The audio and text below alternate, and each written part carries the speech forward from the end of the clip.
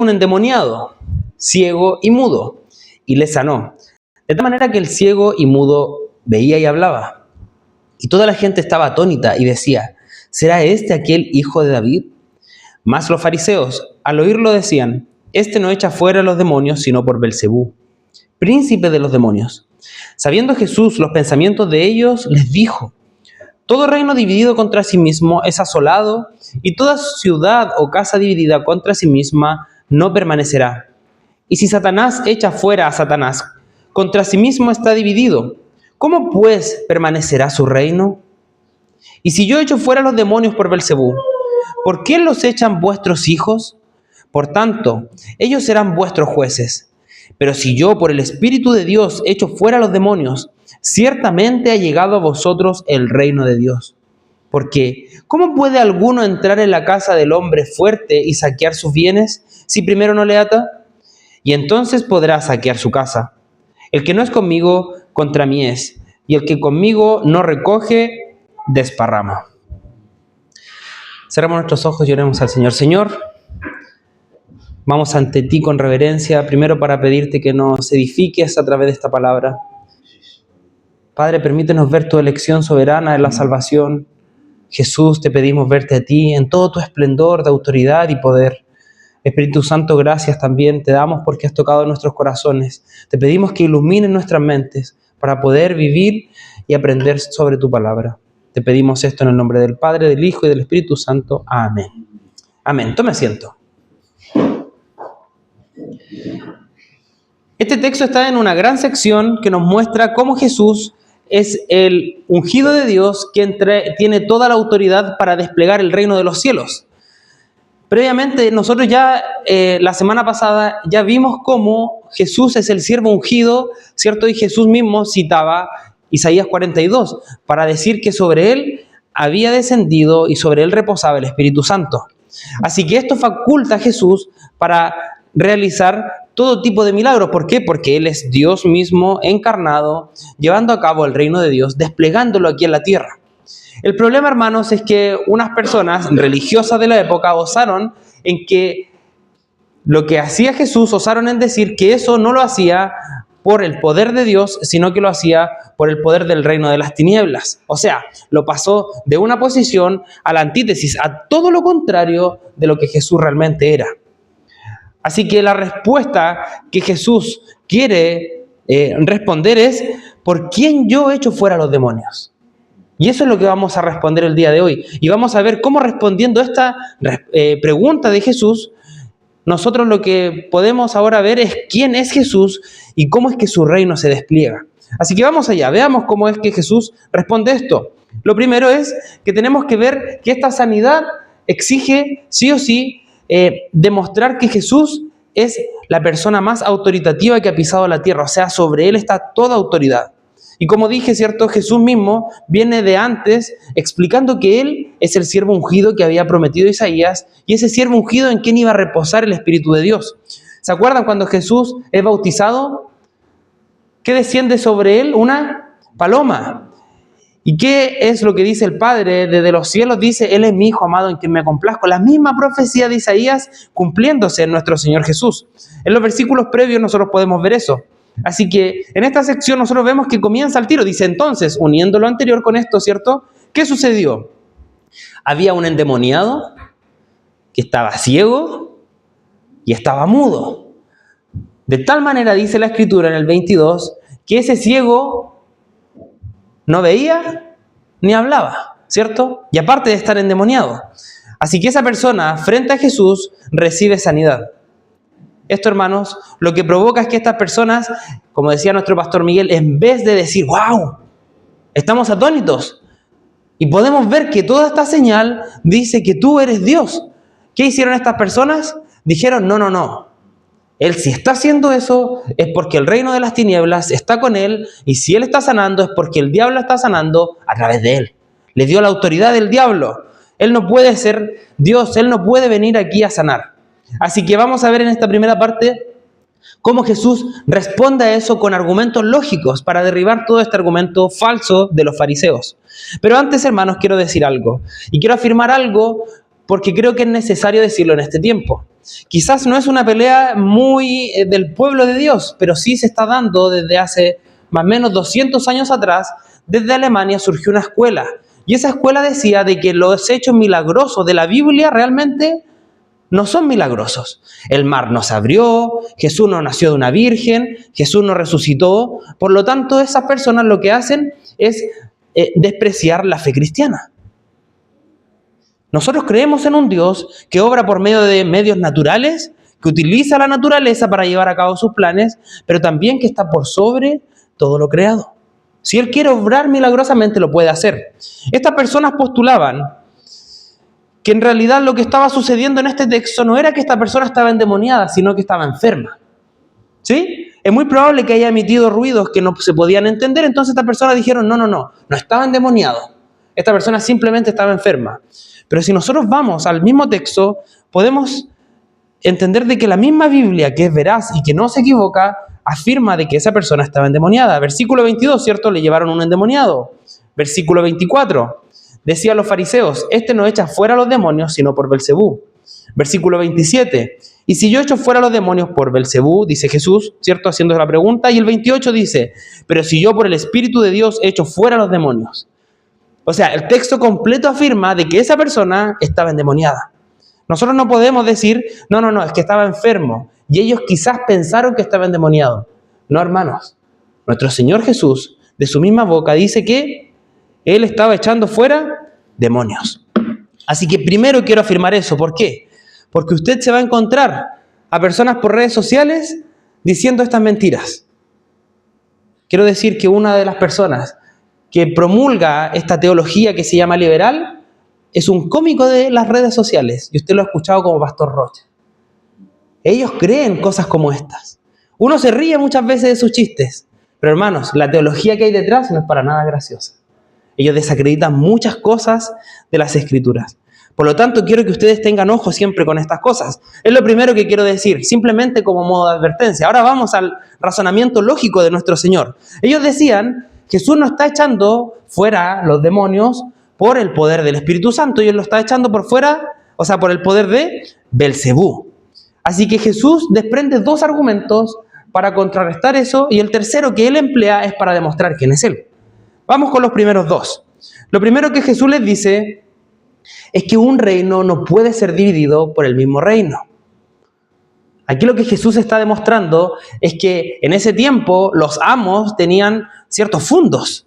Tenían grandes hectáreas de casas, de las casas o las chozas donde vivían sus siervos, porque ellos eran amos. Y nadie podría pretender ir a la casa de ese amo, ¿cierto?, siendo del mismo reino, y robarle. ¿Qué tenía que suceder, hermanos? Que tenía que venir alguien de otro lado, entrar a la casa del dueño del fondo, ¿cierto?, atarlo para después robarle. Y nadie podría dividir ese reino desde el mismo reino. Entonces Jesús dice, es imposible que yo esté echando fuera demonios, que son del reino de las tinieblas, con el poder de los mismos o del príncipe de los demonios, que es Belcebú. Es ilógico, es irracional esto. Así que Jesús lo primero que dice en el 24, ellos lo primero que dicen es echa fuera a los demonios por Belcebú, y Jesús les dice, eso no tiene ningún sentido, es absurdo. Y Jesús no se detiene ahí, sino que les deja en claro de que lo que ellos están diciendo es aberrante. Ahora, ¿de dónde viene la palabra Belcebú? Muchas veces nosotros hemos escuchado Satanás, ¿cierto?, como el acusador, el que tienta, ¿cierto?, y después acusa. Pero Belcebú, y acá lo que encontramos en las Escrituras es que en Segunda de Reyes, capítulo 1, versículos 2 y 3, encontramos que un rey llamado Ocosías estaba enfermo y él quería saber qué iba a suceder con su salud. Y él llamó a consultar a un dios llamado Baal-Zebú. Es lo que más se puede relacionar con esto. Ya para el tiempo en el que Jesús vino, hermanos, ya se había desarrollado una teología en donde este Dios, contrario al Dios de Israel, a Jehová, ¿cierto?, que había consultado Ocosías, ese Dios era Satanás. ¿Cómo podemos saber esto? Jesús mismo, cuando le dicen, tú haces lo que haces por Belcebú, Jesús responde y dice, ¿y si Satanás echa fuera a Satanás? ¿Se fijan? Está relacionando Belcebú, que no sabemos de dónde realmente viene su origen, cómo ellos lo entendían bien, pero Jesús lo relaciona con Satanás. Jesús está diciendo, el príncipe de los demonios o Satanás no puede echarse a sí mismo, no puede destrozar o destruir su reino desde adentro. Alguien de afuera tiene que venir a echar a Satanás. No puede dividir su reino. El segundo argumento que Jesús utiliza es que ellos mismos, como religiosos, decían que ellos podían echar fuera demonios. Había un grupo de fariseos o religiosos de la época que ellos, cuando había alguien endemoniado, asistían y ellos decían, nosotros echamos fuera a los demonios. Así que ahora Jesús no les dice que un reino no puede dividirse contra sí mismo, les dice, ustedes mismos dicen que echan fuera a los demonios. ¿Por quiénes lo echan fuera? Así que es muy probable que esos fariseos no hayan echado fuera demonios, pero sí una facción de los mismos fariseos sí lo hayan hecho. Por lo tanto, ahora Jesús, dando una clase argumental, les dice, peléense entre ustedes. Ustedes mismos ahora van a tener conflicto porque tú estás diciendo que quizás tus hermanos religiosos están echando fuera demonios y ellos tienen demonios, ¿cierto? Así que eso Jesús les demuestra con esos dos argumentos de que sus palabras, lo que realmente están diciendo, es una atrocidad, es aberrante, no puede tener ningún sentido. Esto nos demuestra algo, hermanos. Que en un corazón duro, que no logra ver la verdad, no hay argumentos lógicos que entren en la cabeza. Las personas que tienen un corazón duro, realmente lo que nos muestran no es que ellos no simplemente no quieran entender, sino que no pueden entender. Por más que se expongan todos los argumentos, todas las señales, las personas muchas veces desprecian el mensaje de Dios. Aquí estaba Dios mismo llevando a cabo su reino y ellos, en un corazón duro, dicen, no, esto no puede ser posible. Con esto Jesús está demostrando que estas personas realmente están incapacitados de ver la verdad. Así que lo primero que yo quiero, hermanos, decirles, no quiero tratarlo de ustedes de duros de corazón ni de fariseos, pero si usted ha logrado ver la verdad de Dios y en algo su corazón se ha visto cautivado por la verdad de Dios, si su corazón es un corazón que late y no un corazón de piedra, si usted al ver las señales ha logrado ver realmente a quién está detrás de esas señales, que es Jesús, dé gracias a Dios, porque Él mismo fue quien le dio esa fe. Ahora, también quiero decir que si usted conoce a personas de corazón duro, eso no les quiere decir a usted que tiene que cerrar su boca. Jesús ante estas personas de duro corazón expuso la verdad. Primera de Pedro 3:15 dice así: estando siempre preparados para presentar defensa ante todo el que os demande razón de la esperanza que hay en vosotros, pero hacedlo con mansedumbre y reverencia. El cristiano tiene que estar capacitado, hermano, y no estoy hablando de todos los argumentos posibles, sino que estoy hablando de que está capacitado de su corazón para defender la verdad del Evangelio con paciencia, con mansedumbre. Esto es importante porque nosotros muchas veces vamos a defender estas verdades con personas que tienen un duro corazón, pero que nosotros no logramos ver realmente que tiene un corazón muy duro u hostil ante la palabra de Dios. Yo le pido a usted que siempre presente defensa a toda persona que le demande razón de lo que usted cree. Si usted dice yo soy cristiano y alguien se acerca y le dice pero Dios realmente vino aquí a la tierra, preséntese con hidalguía, con valentía y dígale sí, soy cristiano de ese Dios que se encarnó para salvarme. ¿Te gustaría saber mis razones? Y preséntelas. No sabemos nunca lo que Dios puede hacer en las manos de personas mansas y reverentes que presentan razón de lo que ellos creen. Así que así como Jesús desbarata estos argumentos, usted esté preparado para presentar razón de lo que usted cree. Hágalo. Siempre predique el mensaje de Cristo, sin importar qué persona está al frente. Ahora, hermanos, si realmente hay una hostilidad que va más allá y que esto ya se va a formar un conflicto, dé un paso para atrás. preséntelo mansamente y diga: espero quizás algún día poder tener una conversación más amistosa contigo. Pero si esa persona está hablando con usted y usted no sabe si es un duro corazón o no, presente razón de lo que usted cree. Porque, hermanos, no es con nuestras fuerzas que las personas se van a convencer. No es con la facultad o lo poderoso de nuestros argumentos que las personas van a llegar a Cristo. Es con el poder del Espíritu Santo obrando en los corazones de las personas. Así que siempre usted defienda lo que usted cree. Magistralmente aquí Jesús lo que hace con sus argumentos es dejar a estas personas en jaque, sin poder salir. Él les dice: ¿a quién tienen ustedes al frente? Es a Dios. Ustedes no logran entender esto, pero lo que están haciendo ustedes es contradictorio. Sus primeros dos argumentos no tenían ningún sentido. Así que Jesús tiene que dar la estocada final sobre esto. Y él ahora lo que dice es que si él realmente no echa afuera a ese demonio y no sana a ese mudo ni a ese ciego por el poder de Belcebú o Satanás, entonces solamente hay una posibilidad, y es que Jesús lo haga por el poder de Dios. Jesús los deja en jaque, versículos 28 y 29. Jesús les demuestra ahora que realmente Él está haciendo todo esto con el poder del Espíritu Santo. El versículo 18 que predicó nuestro pastor Miguel la semana pasada decía así: he aquí mi siervo, a quien he escogido, mi amado, en quien se agrada mi alma, pondré mi espíritu sobre él. Eso decía Isaías, y eso estaba demostrando ahora Jesús por medio de la sanidad y de su argumento. Jesús está demostrando que Él, si es que está echando fuera ese demonio, Él lo que está haciendo, hermanos, es instaurando el reino de Dios.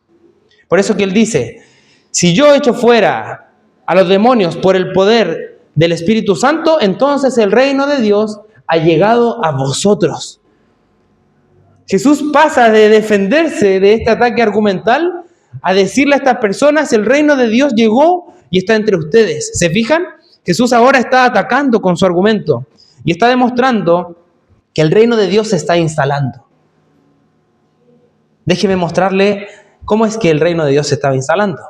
Primero se estaba instalando en ese momento al Jesús echar fuera a un demonio, ¿cierto?, de una persona ciega y muda. Pero esto venía de antes. Jesús, hermanos, ya estaba instalando el reino de Dios cuando en el desierto es tentado por Satanás y lo vence. Jesús estaba instalando su reino y expandiéndolo cuando envía a los 70 discípulos a predicar. Los encomienda, Jesús no va. Envía a las personas que estaban con él. Y 70 personas salieron de 2 en 2. ¿Qué sucedió, hermanos? Al volver, volvieron todos gozosos. Y Jesús les dice a ellos, en Lucas 10:18, yo veía a Satanás caer del cielo como un rayo. De alguna forma estaba siendo azotado, destrozado Satanás. Esto es precedente a este episodio. ¿Dónde estaba avanzando el reino? ¿Se acuerdan de los endemoniados gadarenos cuando Jesús cruza el mar de Galilea y echa a todos esos demonios, una legión de demonios, a los cerdos, y todos esos cerdos se bajan por un despeñadero? Jesús estaba instalando el reino de Dios. Qué glorioso que este es otro episodio más en donde Jesús expande su reino. Como un rey que llega a un terreno enemigo y le dice a sus enemigos: salgan de aquí. Así eso estaba haciendo Jesús. Pero, hermanos, quiero que nuestra mente vaya un poco más allá. ¿Dónde nosotros vemos la estocada final del reino de Dios? La respuesta es en la cruz de Cristo. Cuando el Nuevo Testamento habla de dónde Cristo vence, no nos lleva al desierto. Si bien ahí venció a Satanás, no nos lleva a la misión de los 70, no nos lleva a la misión de los 12 y no nos lleva a los eventos con los endemoniados. Cuando el Nuevo Testamento quiere decir que Jesús en su reino ha triunfado, lo dice sobre lo que Él hizo en la cruz. Es ahí donde Jesús triunfa. Esta es una de las verdades más gloriosas del Evangelio. Porque hace un momento cantábamos cuán grande es Dios. Y esa canción tiene una estrofa. Y la estrofa dice que Jesús es el Cordero y el León. Hermanos, en la cruz Jesús, la Biblia nos dice que es el Cordero de Dios, que quita el pecado del mundo. Él fue a la cruz a morir, enmudeció y no abrió su boca, como un cordero. Fue puesto ahí y fue sacrificado por nosotros. Pero en esa misma cruz, lo que Jesús estaba haciendo era su victoria triunfal. Él era el león de la tribu de Judá. Era ahí en la cruz en donde nosotros estábamos viendo por fe a un león. Hermanos, por vista nosotros vemos a un cordero. Sabemos que Jesús murió en el Gólgota, fue crucificado en la cruz. Pero por fe nosotros creemos que hay un león que está triunfando sobre el reino de las tinieblas. ¿Cómo sabemos esto? Fíjense lo que dice Hebreos 2, 14 y 15. Dice así: así que, por cuanto los hijos participaron de carne y sangre, también participó de lo mismo, hablando de Jesús, para destruir por medio de la muerte al que tenía el imperio de la muerte, esto es, al diablo, y librar a todos los que por el temor de la muerte estaban durante toda la vida sujetos a servidumbre. Jesús gloriosamente viene aquí a la tierra y se mete en el terreno de Satanás. ¿Tú tienes el imperio de la muerte? Jesús dice: yo me someto a la muerte y te venzo en tu terreno. Eso hizo Jesús por nosotros. Cuando usted piense en lo glorioso que es el triunfo de Jesús, mire la cruz. Quiero aclarar algo, hermanos. No es que Satanás decide cuando una persona muere o no. No quiere decir eso el imperio de la muerte. Cuando la Biblia habla de que Satanás tiene el imperio de la muerte, está queriendo decir que él, el tentador, hizo caer a Adán y Eva. Los tentó en el Edén. Los hizo caer, por lo tanto, en esa caída entró la muerte. Y cada uno de nosotros tiene que morir. Porque la paga del pecado es muerte, dice Romanos 6, 23. No hay otra salida. El imperio de la muerte entra porque Satanás, la serpiente desde el comienzo, acusó, tentó e hizo caer a la naturaleza humana, a la raza humana, perdón. Ese es su imperio. ¿Qué hizo Jesús? Mis criaturas cayeron, me voy a hacer como ellos y voy a ir a la muerte para vencer al que los acusaba por medio del imperio de la muerte, y ahora yo voy a dominar por sobre Satanás.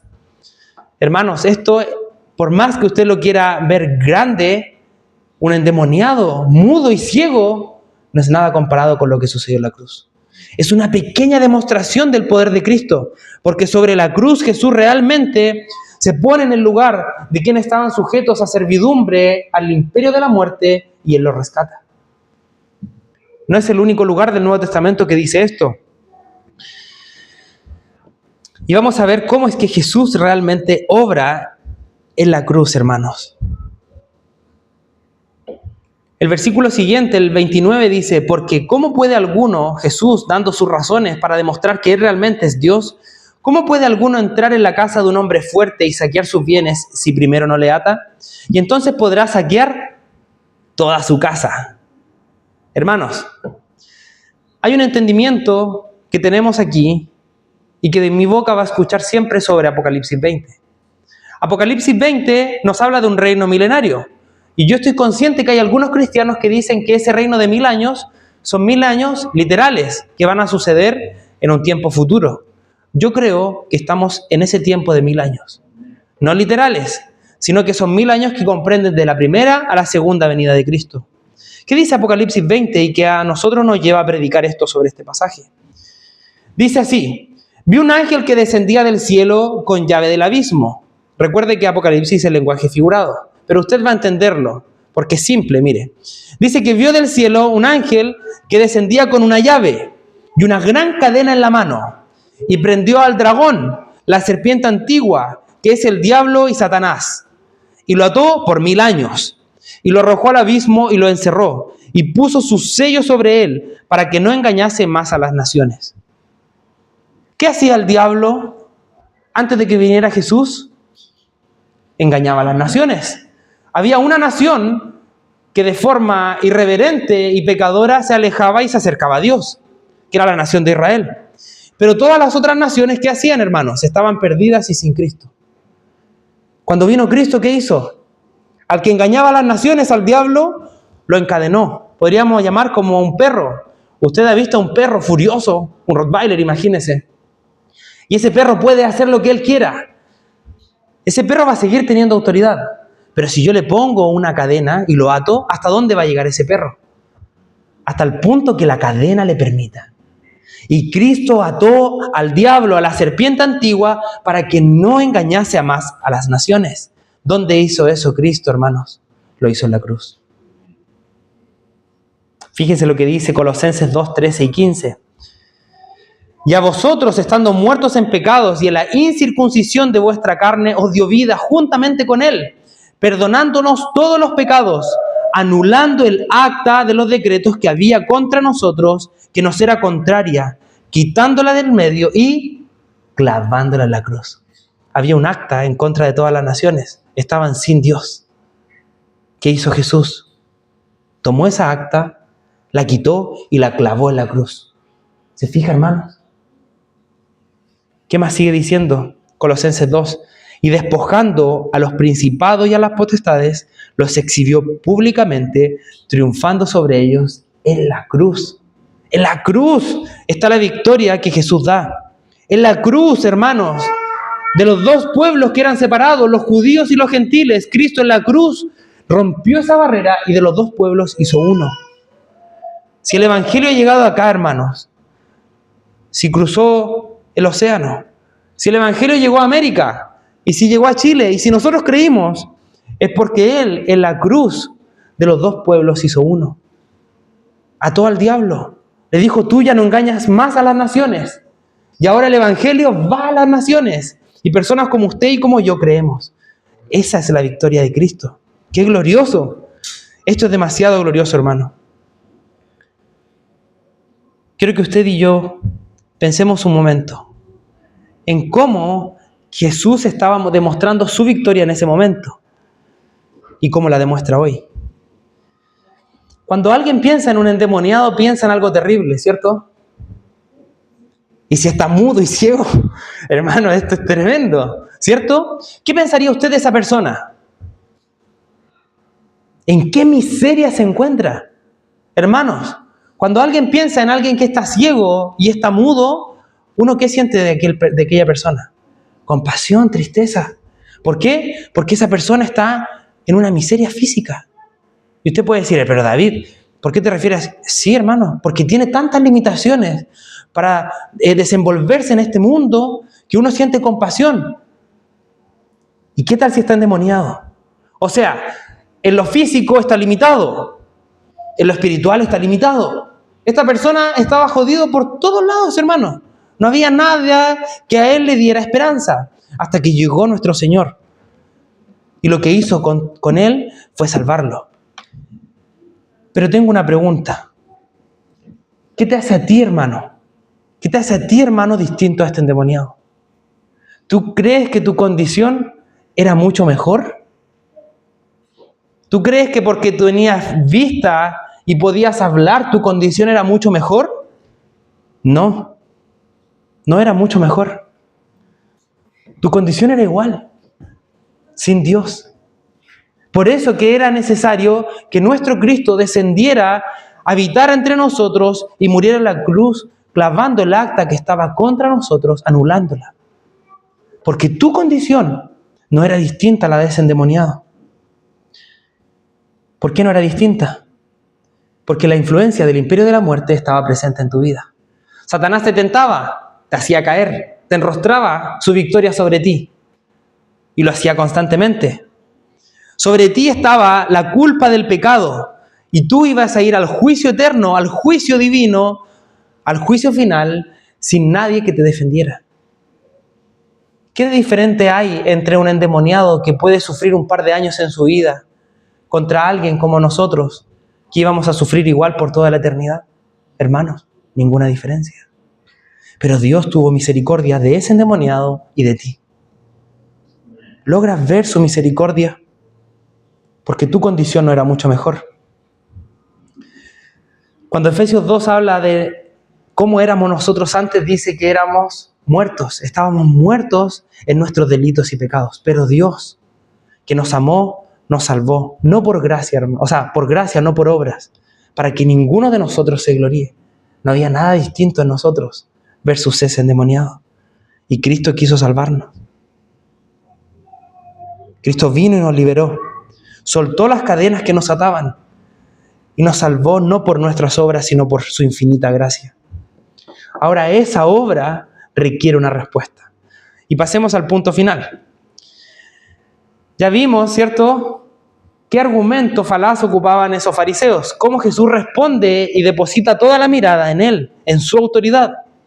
Ahora lo que Jesús está haciendo es demandando una respuesta de estas personas. Versículo 30 dice así: el que no es conmigo contra mí es, y el que conmigo no recoge desparrama. ¿Qué estaba haciendo Jesús? Atando a Satanás. Él estaba demostrando que estaba llevando a cabo su reino, atando el poder de las tinieblas.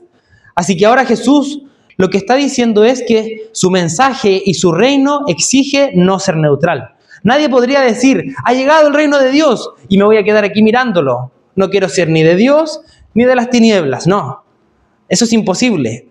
Hay dos grupos, el grupo que recoge con Jesús o el grupo que desparrama sin Jesús.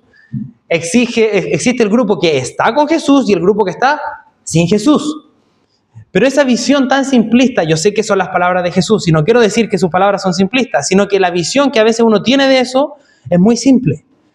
Porque uno dice, si yo voy a la iglesia, estoy con Jesús.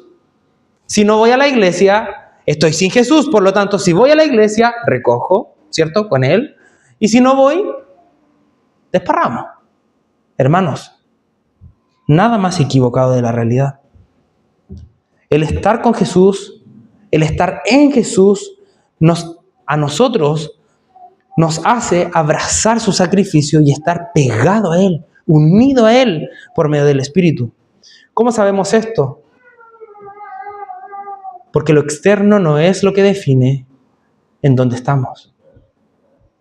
Judas estaba ahí, presenciando cómo el reino de las tinieblas estaba en oposición al reino de los cielos instaurado por Cristo. Judas participó externamente del ministerio de Cristo, pero Jesús nunca habla de Judas como alguien salvo. Judas estaba en medio del pueblo de Dios, pero él, hermano, no era del pueblo de Dios. Aparentemente Judas estaba recogiendo, pero en realidad estaba desparramando. Hermanos, ¿qué decir de estos religiosos?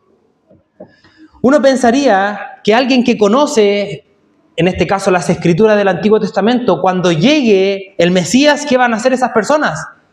Lo van a reconocer, es obvio. Son las personas que realmente sabían cuándo iba a venir, cómo iba a venir, pero cuando aparece el Señor, estas mismas personas desprecian su ministerio. Se comportan como unos verdaderos traidores del pueblo de Dios. Diciendo ser de Dios, actúan y desparraman en contra del reino de Dios. Vemos a dos grupos presenciando cómo el reino de los cielos se desenvuelve, se expande, pero estos dos grupos no logran comulgar con este reino. ¿Se fijan? Por otro lado, dentro de este grupo que no está con Cristo, encontramos a todas esas personas indiferentes al mensaje, lejos de Dios, evidentemente. Nosotros los podríamos llamar paganos, la Escritura los llama impíos, pecadores. Dentro de este grupo que está sin Cristo, hay muchos subgrupos. Pero los que están con Cristo siempre son definidos como personas que recogen. Pregúntese, ¿qué quiere decir Jesús con los que recogen con Él? Y te voy a preguntar, ¿tú recoges con Cristo? Déjame explicarte esto. ¿Qué vino a hacer Cristo? A buscar a las ovejas perdidas de la casa de Israel. Juan 1 dice que esas personas lo rechazaron.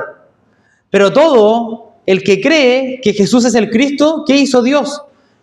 Le dio la potestad de ser llamado Hijo de Dios. Jesús, ¿qué está demostrando aquí, hermanos? Que las personas que tienen la misma misión que Él, de expandir el reino de Dios, son los que están con Él.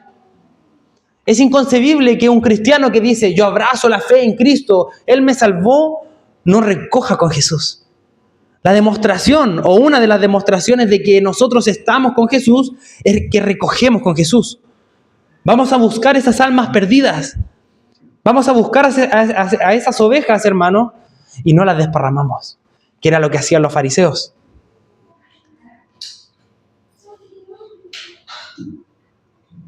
Jesucristo, en Mateo 23, le dice esto a los fariseos. Pero ay de vosotros, escribas y fariseos, hipócritas, porque cerráis el reino de los cielos delante de los hombres, pues ni vosotros entráis, ni dejáis entrar a los que están entrando. Le está diciendo, ustedes son religiosos, que al llegar al reino de Dios, ustedes no quieren entrar, y se paran en la puerta, abren sus brazos y no quieren dejar que las otras personas entren. Así se comportan los que desparraman. Y en las iglesias muchas veces hay muchos. En las iglesias hay personas que con conflictos, hermanos, alejan a los que están dando sus primeros pasos. El cristiano debe ser alguien que recoja, que acoja al nuevo creyente, que lo anime a seguir, a dar sus primeros pasos, porque no hay mejor decisión en la vida que entrar en el reino de los cielos. El que desparrama pone trabas. Por lo tanto, lo invito, hermano, a que analice su conducta. Usted no puede decir simplemente, no, yo he tenido fe en Cristo. Esa fe sin obra es muerta. Esa fe sin obra, hermanos, lo que está diciendo es que usted no es realmente un hijo de Dios. Lleve a cabo esa fe, demuéstrela con sus obras. Y una de esas obras es recoger, entrar en la misión de la expansión del reino de Dios. Por lo tanto, quiero invitarlo a que usted se proponga de todo corazón ir a esas personas que usted conoce y que están sin Cristo. Abra su corazón y dígale al Señor, quizás, Señor, he tratado de verte a ti, pero quizás no he estado viendo a esas ovejas perdidas. Vaya a buscarlas. Recoja con Jesús. No desparrame. Sométase a esa autoridad y este rey quiere que esas ovejas lleguen ante sus plantas. ¿Qué va a hacer usted, hermano?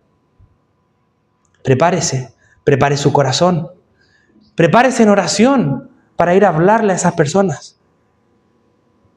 Conéctese diariamente con Dios para que Dios lo utilice en la evangelización. No comprendo cómo hay cristianos que no comparten su fe. De verdad no lo comprendo. Si usted es uno de esos cristianos, piense que quizás se está comportando como un no creyente. Porque un verdadero creyente expande los terrenos, expande las fronteras del reino de Dios. Así que te hago la última pregunta.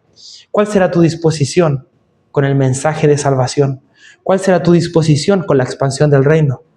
¿Cuál será tu disposición al predicar que Cristo vence el reino de las tinieblas? Ponte en pie y oremos al Señor. Señor, te damos muchas gracias porque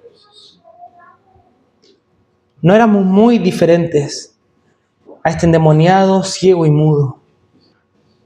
Estábamos muertos espiritualmente, pero tú saliste a nuestro encuentro y tocaste nuestros corazones. Nos salvaste, Señor, y nada en nosotros había para que lo hicieras. Tú quisiste salvarnos. Señor, gracias porque expandiste tu reino al venir a habitar en nuestros corazones. Te pido que todos nosotros tengamos esa fe.